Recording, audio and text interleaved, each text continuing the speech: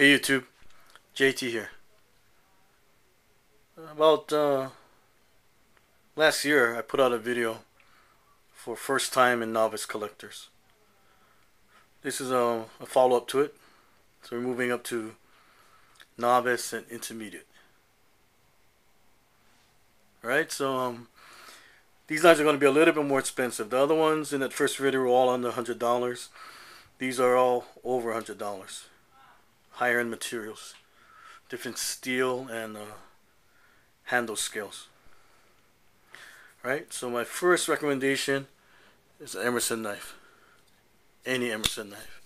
If I had to pick one knife company, one knife maker, Emerson Knives, Ernest Emerson, this would be it.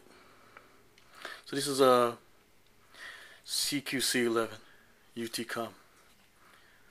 I believe it's 154 cm steel and G10 handles. A lot of guys don't like Emerson because they think that he's overpriced. You know, you look at Strider, Chris Reeve, some other knife makers. They cost way much more than an Emerson knife. Emerson himself said he was a fighter before becoming a knife maker, and not vice versa. So that's my personal choice. Well, on that note, I'm not an expert, know-it-all. I'm just a nobody, with a lot of guns, knives, some training and experience. All right. So take it for what it's worth, or not. Next selection, Spyderco. So now you're moving up in your knife collecting. So try different, not just different steels. When you look at this is called the Chinook. It's a Chinook 2. It's obvious why, right? Blade shape. This is S30V G10. It's designed by James Keating, Master at Arms. He's the same inventor of the Comtech Stinger, which I continue to spread the gospel.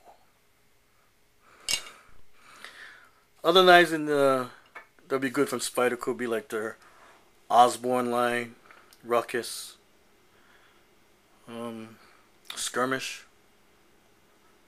I mean, there's a lot of different blades. So now you can experiment, you know, whatever you can afford. The next selection, Benchmade 710. McHenry & Williams. This is a real nice design, real nice blade, fast and deceptive. Sometimes hard to get because it's so sought after. This is a D2 steel, DLC coating, again G10 handles. Benchmade has a lot of good selection in their catalogs. Alright, so in that first video I showed a SOG Trident, so you could get familiar with assisted opening. Well, why not move on to a fully automatic knife now? It's one of those old Benchmade AFOs, Armed Force only. They got a new and improved model, it's AFO 2. I believe it also has a Tonto design blade and has a pommel, a glass breakage pommel. Alright, so say you really can't afford a $200 or so automatic knife. Here's a fun substitution. This is a Lightning OTF out the front. I first saw it on Dwayne Meyer's channel. His new channel is XDM50, and this is a real fun knife to play with. I mean, I gotta stop because this is so entertaining. Anyway, Blade Ops, you can get it for like $47, including shipping. gotta get the one that says the Taiwan version, because that has the stronger string. Stronger spring, and it's a better quality blade. Okay. For fixed blade recommendation, how about any fixed blade designed for actually fighting? And this is a little heavy. It's a brute of a knife. But this Tops Sky Marshal, it ain't no camping knife. I mean, you could take it camping, you could take it hunting, but how did I describe it in that video I did on it? It's a solid piece of death. I mean, it's an awesome knife.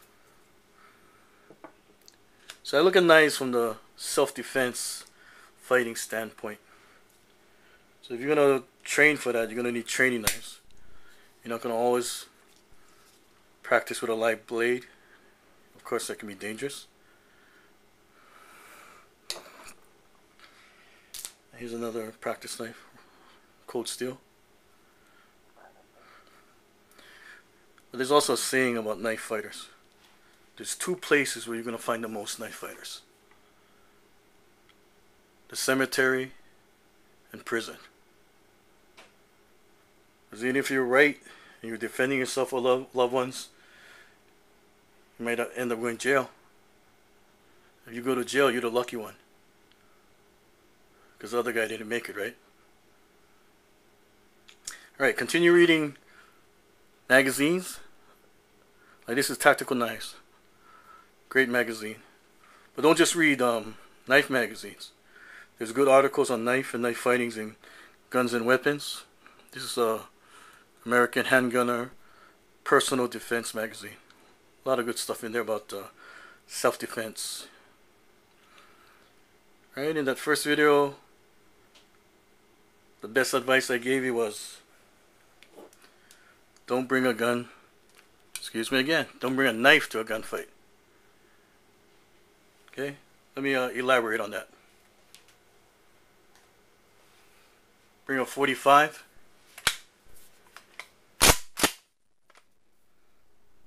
And a shotgun if you can. Wow, that was like pulling teeth, huh?